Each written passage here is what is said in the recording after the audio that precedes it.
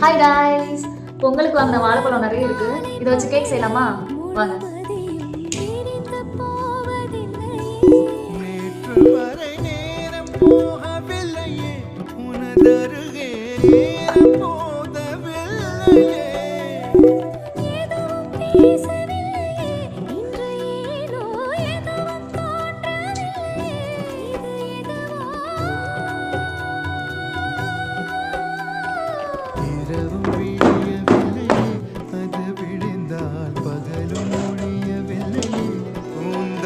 Banana cake ready ஆயிடுச்சு.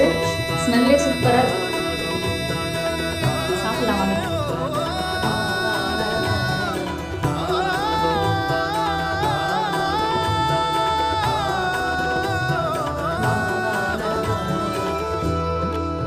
சூப்பரா இருக்கு. வேற லெவல் டேஸ்ட். பாய்.